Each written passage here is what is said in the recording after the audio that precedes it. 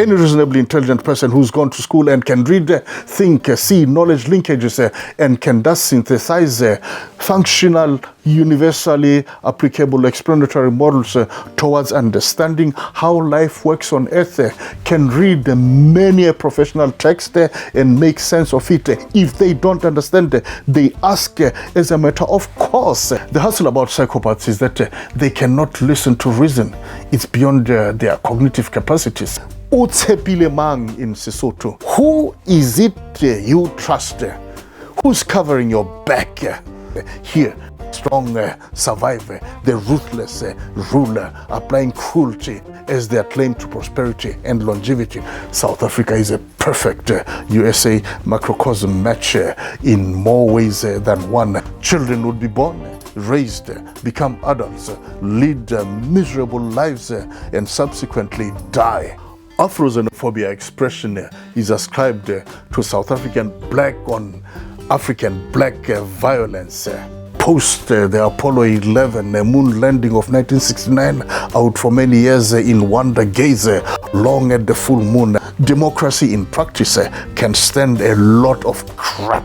The sociology of American nightmare, half of America, is not in any way divergent from that which I left behind in my black South African township. I sit here in a space of relative peace. I breathe, I dream, I write, I make YouTube videos, ever conscious of the lasting impact that my 𝗪𝗃 life background has had on me. I'm ever so fascinated by the USA. At first, it was the illusion of the dream of America. This dream of America still lures poor, mostly involuntary, wretched souls of the earth, hoping to taste heaven on earth before they die. Some get to believe that they have secured a better future for their offspring just from the first step on the soil of the land of dreamers. Going down on their knees, they kiss the dream of America's Mother Earth in deep felt gratitude. The poor souls will have survived atrocities, extreme and or natural calamities in their original homelands in various parts of the world. Elimination whole countries, as one elimination munching American mouth has called them. The stench of America emanating from the mouth, nauseating the world. Like there would be anywhere else in the world, for they are human too. Vile fortune hunters who'd eat their own mothers alive are also in the dream of America rat race, abusing the poor hopefuls in all sorts of abhorrent ways. The vile hustlers get to the land of Lady Liberty. They ride on the American nightmare blood train, amassing the greenback by any means. With dolomite, they burn and turn the land and the world red with their relentless and destructive ways of relating to and managing society, to say the least of Mother Earth. Just hear them crap talk global warming as a concept and reality. Sometimes I wonder if these cognitively inadequate people have their filthy elimination holes as the abodes for their brains, scum of humanity. My continuing fascination with the USA is about the elimination holes, brains, personalities fronting the American nightmare discourse and social engineering efforts. I throw their supporters in the same boat of inherent or willful ignorance and bigotry, dim-witted charlatans. Between 1960 and 1975, I was born and raised in a systemically racist, self-encaged, media-repressive, stifled African people's education, international relations, pariah, then apartheid South Africa. elimination holds brains and personalities, fronting the American nightmare, want to establish a 21st century apartheid dream of America state, a messy, costly, bloody, lost cause. From my childhood days in the 1960s to the mid-teens in the 1970s, the American dream of heaven on earth was fed into my eyes through beautiful pictures of American life in carefully state-selected and censored magazines and movies. There were, of course, glimpses of pictures of violence and black people here and there also. Those of some assassinations of politicians and entertainers. Pictures of homeless people languishing on city street pavements, if not under bridges, appeared here and there too. But the pictures of the glamorous dream of America were overwhelming. From Miss World type girls to style, automobiles, and New York City night neon lights, amongst others. The visual impact was accentuated by the sound of music. Some of them, aware or not, mega stars across the musical genres, sold the dream of America more effectively than any other propaganda agency. In the South Africa of my childhood days, all the adult jazz and soul music lovers that I knew dreamt of going to America to see their favorite stars. Many believed that given the apparent success of big names like Duke Ellington, John Coltrane, Louis Armstrong, Sam Cooke, James Brown, Ella Fitzgerald, and Aretha Franklin, to name but a few, America sure was black people's the promised land. Little did my music-loving South African aunts and uncles know about the history of black American people's slavery in the making of the American dream economic might. On the radio, jingles accompanying adverts of consumer items from cornflakes to tobacco always left me giddy in the head in their sweetness of melodies and painting of America as the epitome of high living. I couldn't wait to get to America to enjoy all these amazing products from the source.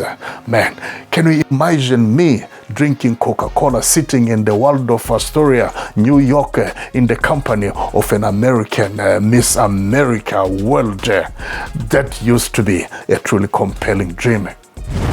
And there was a sport. Muhammad Ali's boxing prowess, notwithstanding, his political outspokenness in the civil rights sphere painted the path for my journey to the promised land someday.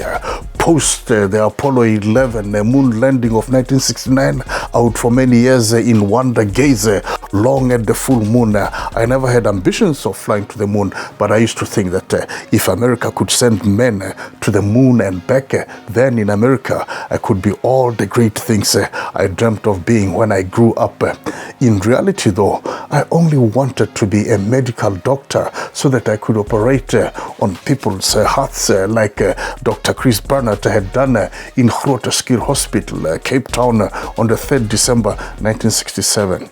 And I wanted to be rich and famous like the flashy heart surgeon. I was 7.5 years old then and was already beginning to read newspaper headlines, living in a highly politically charged environment whilst going to school in Lesotho. At that time, I had already become an aspiring avid radio news listener. Therefore, I understood early that since I was not white, I could but with difficulty perhaps be a heart doctor in then apartheid South Africa. Instead, America would make me a great doctor, I earnestly believed. From South Africa via Zambia, I would end up in Norway 21 years later.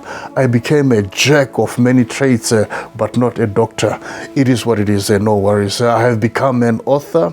I write books. I am happy. I look at the USA with mixed emotions, feeling lied to, but not crushed. I am disappointed and appalled by the inhumane, parochial, and degenerative side of America that nearly half of the country's population not only exhibits with impunity, but strives to expand and perpetuate, all spearheaded by the insular, living in the past, the racist, the white supremacist, the MAGA movement of America, bent on establishing an apartheid dream of America state in the 21st century.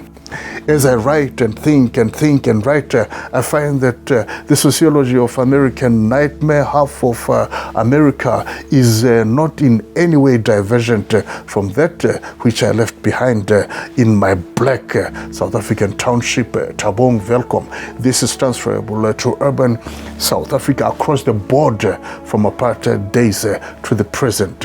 South Africa is a perfect USA macrocosm match in more ways than one. In that sense, it's just as well that I've ended up in Norway, a country by far better run than both South Africa and the USA. If the then apartheid South Africa came closer to crushing my soul, the USA would have killed me already, I suspect.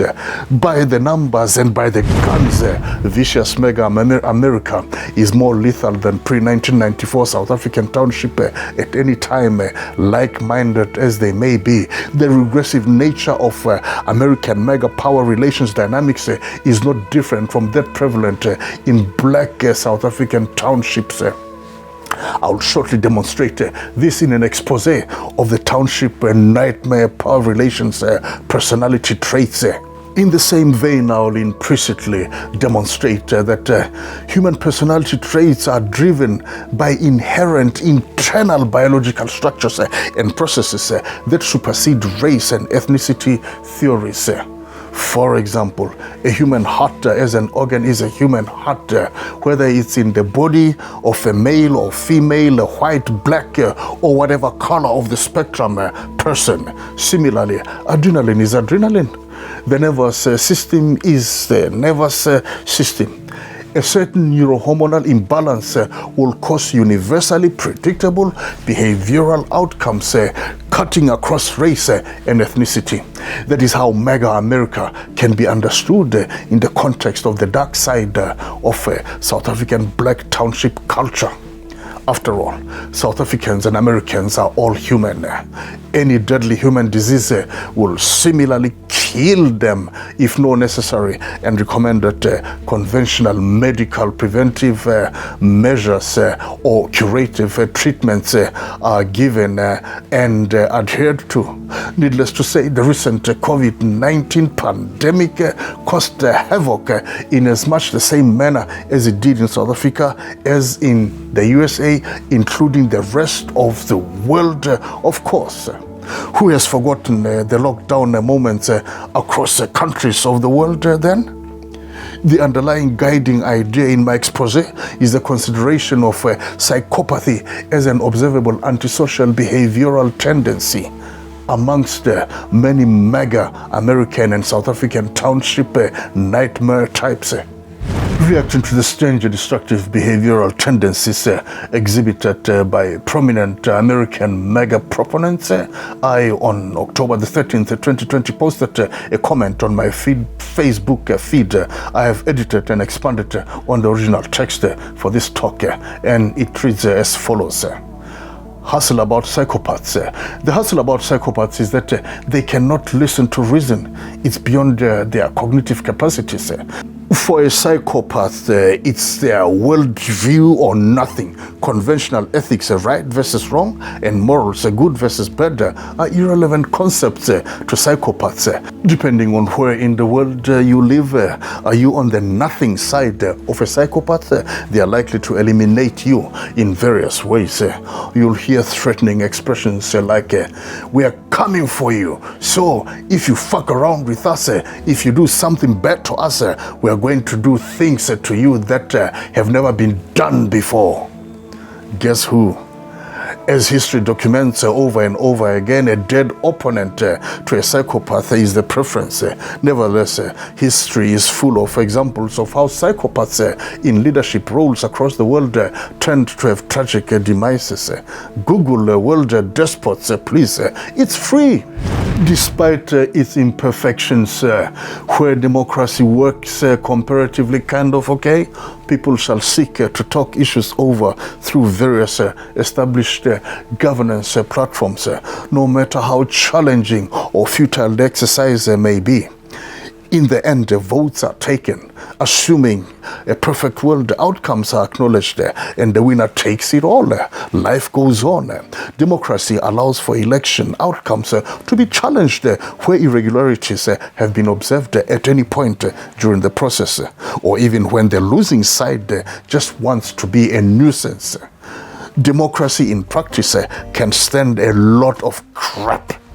Psychopaths thrive on the latter factor, as current history unfolding shows. Somewhere in the world, when psychopaths win, humanity gets ever closer to thresholds of self-annihilation. Therefore, be ever so careful about who you elect to power in your land. Don't allow yourself to be charmed by the cheap, feel-good, chronic diarrhea-like buffoonery antics of psychopaths. If you don't know how to identify psychopaths, call my number, for I'm not a medical doctor. I'll guide you through an illuminating philosophical discourse that works all the time. It's all about, amongst other things, a solid academic and professional training background. Go to school, acquire knowledge for human progress. Take children to school, read, march and well, pass exams clean, don't cheat, don't burn books. Ultimately, the reality is, though, there is a psychopath in all of us.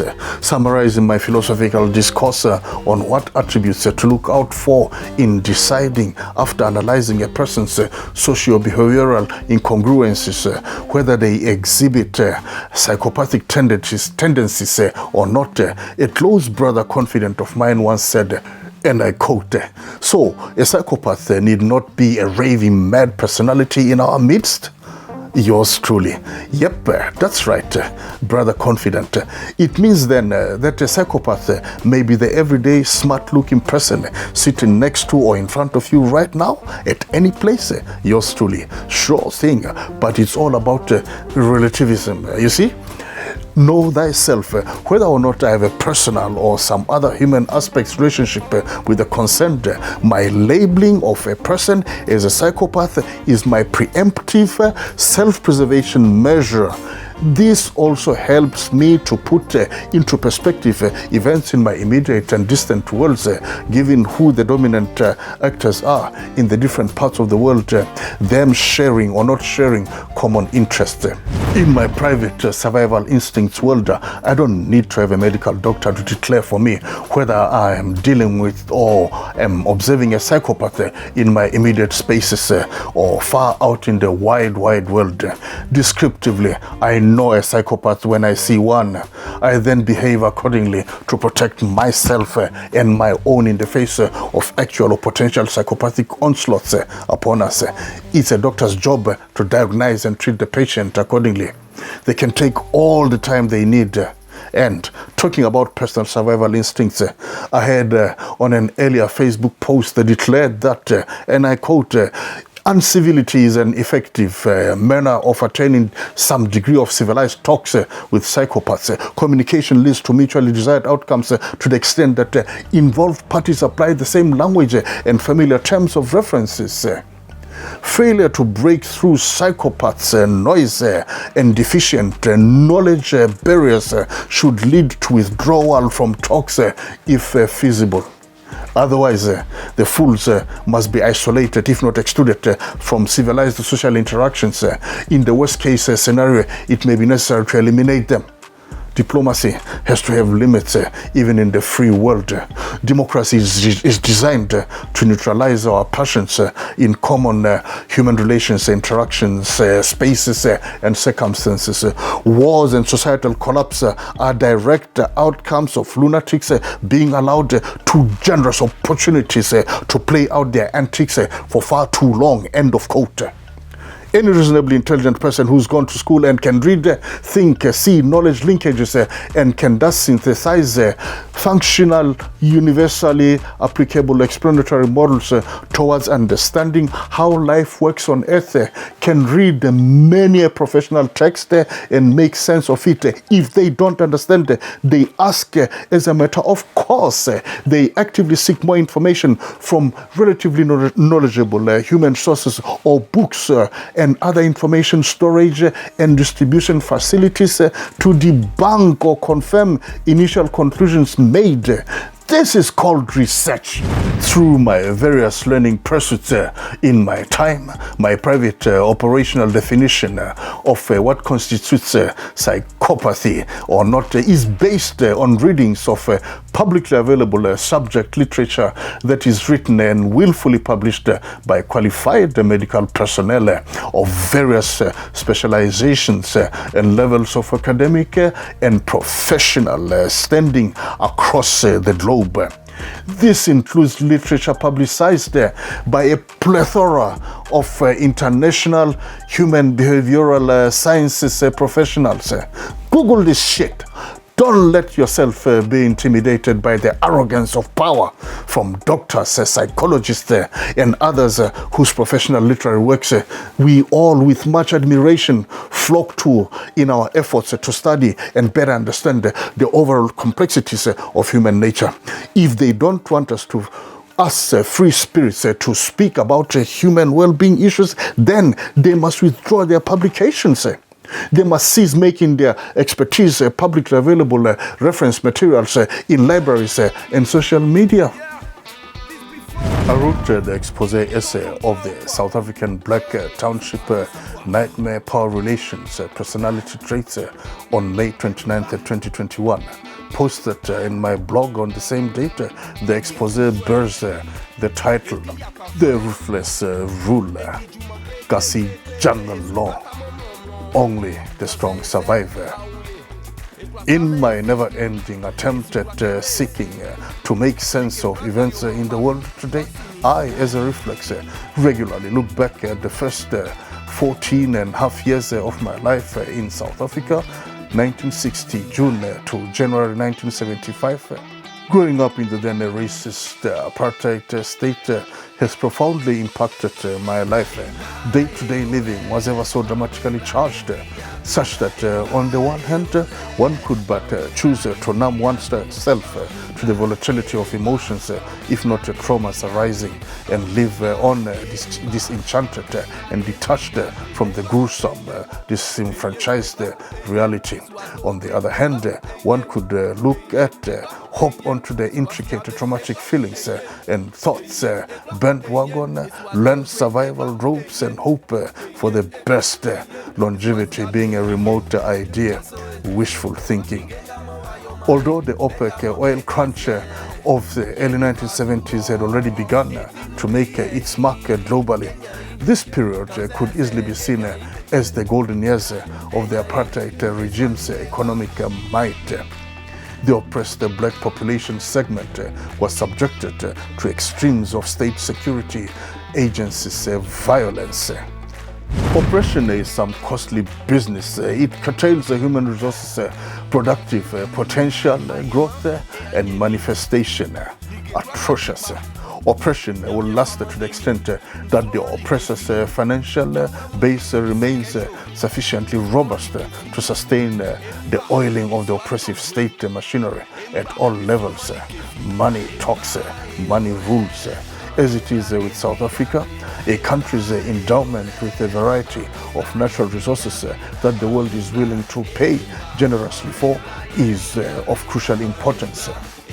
Oppressors maximize their hold by capturing the wealth of their nations. Therefore, they personalize their wealth, becoming super rich individually and along with their family members, as well as their power clique hounds, oligarchs, fangs, drooling kleptocracy and nepotism poison in everything they touch. At the same time, their nations get caught in quagmires of long-term poverty and international indebtedness. The Soweto students' uprising of June 16, 1976 will not only change the liberation struggle course, it changed the political landscape of South Africa as well, further weakening the oppressive state's capital base. Apartheid had to ultimately collapse, not because somebody woke up one morning and suddenly discovered that the system was diabolic. The fact is that it simply was no longer economically viable, and prospects of any meaningful bounce back were bleak. Added pressure from the international trade sanctions had brought the country down to its knees. The effective brutality of the apartheid regime reproduced itself across the entire black populace by default, in the home, at absolutely all levels of social interaction. That is visible to such an extent that the nature of fundamental survival power relations dynamics cultivated then amongst the black people themselves have endured. It is manifest at even more sophisticated, grander scale and more destructive levels, in keeping with societal management complexities and technological advancement of the times in the 21st century. During the apartheid domination years, many black South African exile carried along with them these survival power relations dynamics into the diaspora. Not that it helped the concerned exiles much from the point of view of applying the same survival strategies as generally functional in the township or 𝗥𝗰𝗲 culture in black South Africa. 𝗥𝗰𝗲 is a corruption of the Afrikaans language word 𝗨𝗃𝗃𝗃, which means location. Observing, establishing and maintaining links with fellow South African exiles has kept my fascination with black people's fundamental survival power relations dynamics alive during all these years. Post-1994 South Africa has also been accessible to me. It's the land of my birth, the land of my family's maternal side ancestry. After all, 38.5 years since living abroad, I returned to stay in the country for 5 years, 2013 to 2018. As such, I have been in touch with the trends in the land all along. Much had changed drastically at about all levels. However, characteristic personal survival attitudinal attributes have remained constant. I shall dwell on these later on in this essay as I unravel prerequisites for the workings of the ruthlessness of 𝗥𝗰𝗃 jungle law ruler. 𝗥𝗰𝗃 is a funky catchphrase these days, but originally it essentially implied a slum, not much unlike Brazilian favelas, for example. In practice, the meaning hasn't changed in any big way. From the colonial era, peaking during the apartheid years and stretching into contemporary times, tens of thousands upon thousands to millions of black South Africans were dumped here. It initially was predominantly male laborers working in the mines and the agro-industrial complex. There would be a few state functionaries and even fewer professionals in various vocational categories here and there. Much as there would be numerous fortune hunters engaged in all kinds of illicit endeavors, from petty crimes to large-scale organized crime activities involving alcohol, drugs, precious stones and metals, smuggling, human trafficking, prostitution and more. Family units would eventually emerge as a natural human development process, of course. Children would be born, raised, become adults, lead miserable lives, and subsequently die, the indignity of poverty accompanying them to the grave. Causes of death varying from murder to illness, if not natural causes.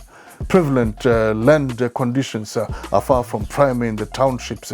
This makes the construction of decent domiciles a daunting challenge for impoverished people.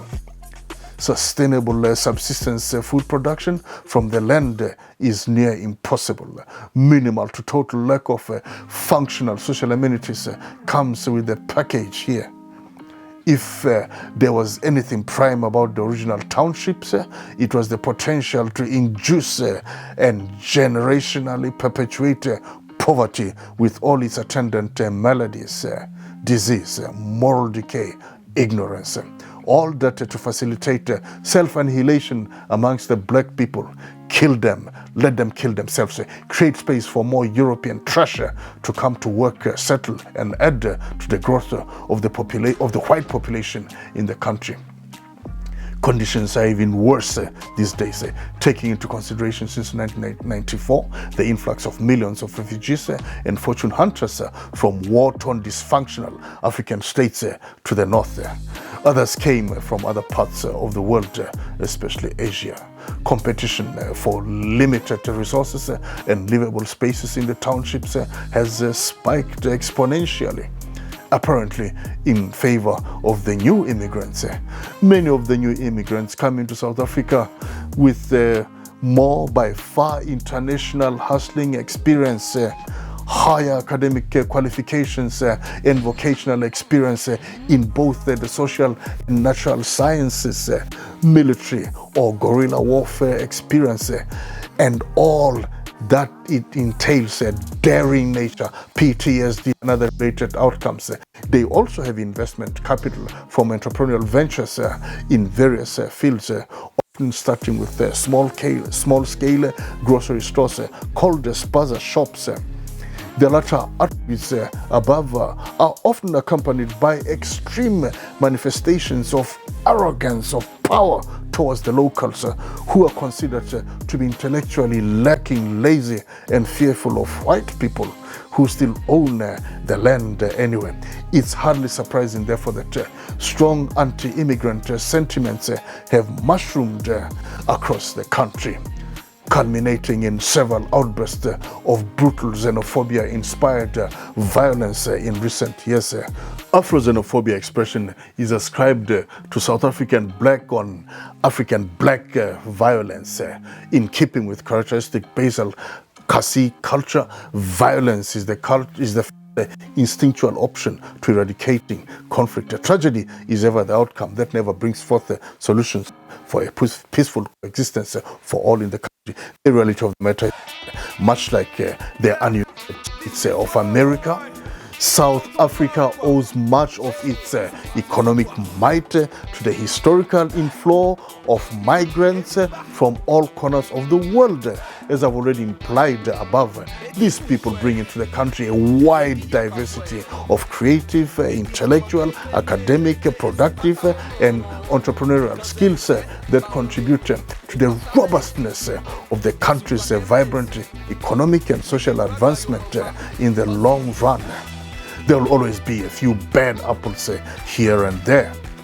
But assuming a functional justice system prevailing in the land, relevant political and legal institutions are there to deal with the lawbreakers.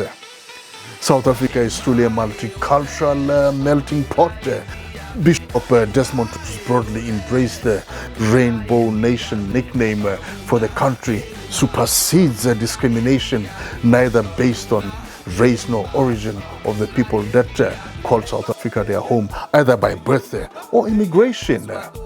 From epistemological perspective, it is clear that the concept of township, location, or kasi in South Africa was never meant to create ideal, conducive conditions for black people to thrive and propagate themselves, neither to attain ever higher standards of living in time, in pace with national economic growth prospects. The rise of apartheid economic might was at the expense of the lives of black people, both at the hands of the apartheid state security machinery and intra-black violence across mainly urban South Africa. Many other black lives were also lost through fatal accidents and occupational disease in the agro-industrial mining complex. Functionally, concerning apartheid, Townships were supposed to provide temporary shelter for lives destined to be, and I quote, solitary, poor, nasty, brutish, and short, end of quote. But then again, survival instincts abode in all humanity. People can remain wretched only for so long. If they are not wiped off the face of the earth, they shall engage in all sorts of means to prolong their existence. Perhaps fate can change for someone someday. Break the bonds of subjugation, rise and liberate the people, and ideally live happily ever after in boundless abundance. In the meantime, at the individual level in the South African Kasi culture context, survival was and still is about ruthless 𝗕𝗵𝗃𝗃𝗃𝗃 Sesotho. Don't overtake me, I overtake you. The rat race tendencies here. Strong survive, the ruthless ruler applying cruelty as their claim to prosperity and longevity. Brought forth, elaborated in my black South African context and set in alphabetical order below, are personal dispositions I've identified as being cardinal for relative individual survival and ruling potential in the South African Kasi culture of violence. That is a tool for understanding the nature of human relations, power dynamics, and consequences thereof at all levels of contemporary society, both locally and globally. In the latter, that is to say, globally, the United States fits in like a glove. The respective attributes may be understood regarding the identification of the individual as to who they are and what their social standing is concerning behavioral phenomena observed of them. In essence, this is the making of despots, 𝗥𝗰𝗃𝗃, a microcosm of the dream of American nightmare. Budomo in sweet balance or sitsotsi is derived from the Afrikaans word dom. Alternatively, bukwala in Sesotho, it means stupidity, downright idiocy amidst events. Act like you don't know what's going on. Go about your daily business indifferent as to whether or not you cause others harm in your endeavors. You lack empathy. You're not interested in reason. You're obstinate like hell. You are denialist. You are a revisionist. 𝗵𝗰𝗆 in Sesotho is cruelty. When it is a deep-seated, merciless, non-benevolent, and non-repentant, it is called 𝗕𝗨𝗃𝗲 in the same language. Ruled by absolute iron-fisted fearsomeness, without exception, anybody transgressing you in any way shall suffer the full ruthlessness of your wrath in line with the nature of the offense and the choice of punishment you deem fit. The line between life and death is often very thin here. This tends to elicit baffling loyalty from your cohorts, much to the bewilderment of your detractors. Here, mamello 𝗥𝗰𝗃𝗃𝗃 becomes an interplay of budomo, 𝗵𝗃𝗆, 𝗪𝗃𝗃𝗃𝗃, and manganga in variable doses and combinations according to the circumstances prevailing at any one time and space. Manganga in Sesotho, inkani isiZulu, is absolute stubbornness. Take a stand, be resolute to the very end, whatever the cost. Whether or not originally intended goals are attained is not the essence. You are defiant to the extreme. Stay rock steady as a matter of principle, because you cannot be wrong, or you cannot be denied your demands. You are the truth. You are the light. If you are not the Son of God, then you are God.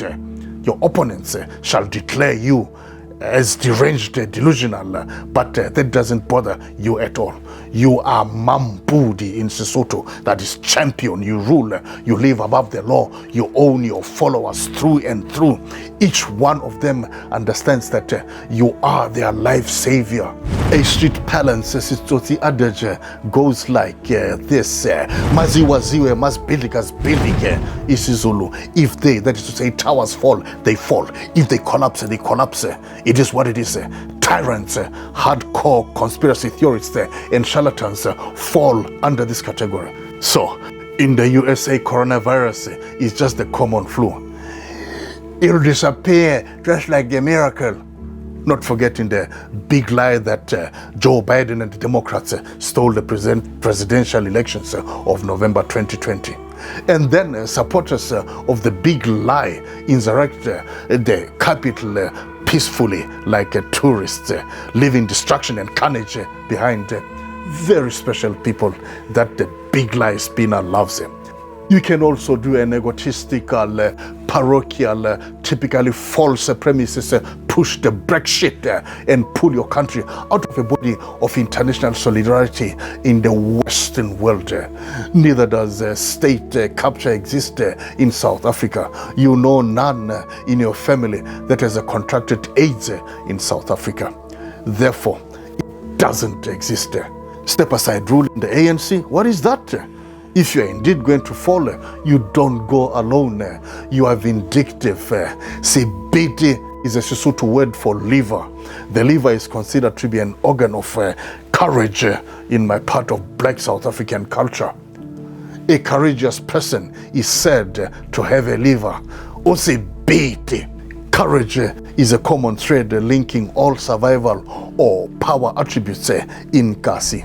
Hosa in Sesotho lumps together the attributes above into one virulent trait, that is, petulance, as gross as only an extremely spoiled brat can display. The descriptive form of Hosa is usile, meaning he or she is petulant.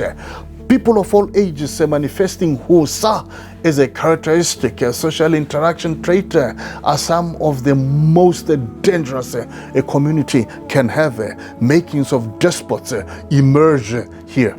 Underpinning the relative Kasi individual survival and ruling potential laid out above is the question, 𝗧𝗪𝗪 mang in Sesotho, which directly translates as who is it you trust? Who's covering your back? Simple as the question might seem, it is not necessarily a daily conversation, a question posed in my original part of Black South Africa. The question is profound to the extent that it is asked a person directly or others asked about a particular individual when the latter's negative behavior defies not only mainstream social protocols across the board, but sheer common sense as well. It is believed that there must be some extraordinary qualities, some mystique about these kinds of people. For example, what gives them the guts? What makes them tick? Whose progeny are they? What are their lineages? Do they have guardian angels, perhaps? In that case, who are the latter? Where are they? What do they have that ordinary people do not have? Are they working for somebody even more powerful than themselves? Who are these people? Are they protected by God, ancestral spirits, wizards and witches? Or are they just raving mad, sick in their heads? Are they bewitched? Do they have magical powers themselves? If so, from where do the powers derive? Are they members of some organized crime gangs or some secret societies? The Illuminati? Is it just because they are too rich? But where does their wealth come from? It's only if and when sufficient knowledge about these treacherous people is gathered that concerned individuals or the community can effectively react to get rid of them in one way or another. It's not unusual that the former fall from glory in the most dramatic and humiliating fashions. Those who lived by the sword dying exactly as they lived. Such is Kasi life. The ruthless rule but momentarily. The strong are often the smart with senses of moral and ethical awareness. They tend to survive, break out of the mold of Kasi misery and ignorance and live longer. Some in this category will in time even even travel wide and see the world, permanently breaking the spell of 𝗥𝗰 anti-life attributes, expressing themselves through diverse media and creative and performance forms. They may also become proponents of liberty, justice, and equality as fundamental human rights tendencies of humanity on earth is entitled to. Meanwhile, South Africa has yet to cleanse itself of 𝗥𝗰 anti-life attributes spell to the extent that it is possible. However, given the current display of elite 𝗥𝗰 mentality antics in various judicial and organizational platforms in the country, it is clear that much more work remains to be done at this rate. Well, cumulatively from the onset of contemporary European colonialism in the 17th century up to the apartheid era in the 20th century, the mechanizations that facilitated their imposition had at least 400 years to dehumanize my people and screw up our psyche. The Rainbow Nation is only 27 years old. 𝗧𝗛𝗘 is a common system name for South African males. It means peace. The female version is 𝗪𝗪𝗄𝗄, both as a formal name and may denote that the woman is a mother of a boy child called 𝗧𝗪. The name has significant connotations in practice and conceptually. Peace is a universal prerequisite for progressive human coexistence, that making for harnessing humanity's creative potential towards a sustainable, infinitely fulfilling life for all. The South African national anthem, 𝗪𝗺𝒻𝒃𝒃 𝗪𝗪, or simply 𝗪𝗺𝒻𝒃 𝗪𝗪, is essentially a cry for peace, captured in Sesotho text. Morena boloka setjhaba sa heso. Lord Almighty, save my nation. O fedise dintwa le matshwenyeho. Bring an end to strife and suffering. Where the ruthless and smart 𝗥𝗰 people of South Africa and beyond to realign their attributes and heed the message of 𝗪𝗺𝒻𝒃 𝗪𝗪, the future would be bright for all. I want to be here in 400 years to gloss in the glory of heaven on earth that South Africa and the rest of the world will have become. I sit here in a space of relative peace. I breathe, I dream, I write, I make YouTube videos, ever conscious of the lasting impact that my 𝗥𝗰 life background has had on me. I have every reason to want to be hopeful. I can be hopeful about the future because I am happy all the time. Watch this video here to see how you can be happy all the time and make somebody's day every day into the future. And thank you for watching. I'll see you in the next one. In the meantime, peace.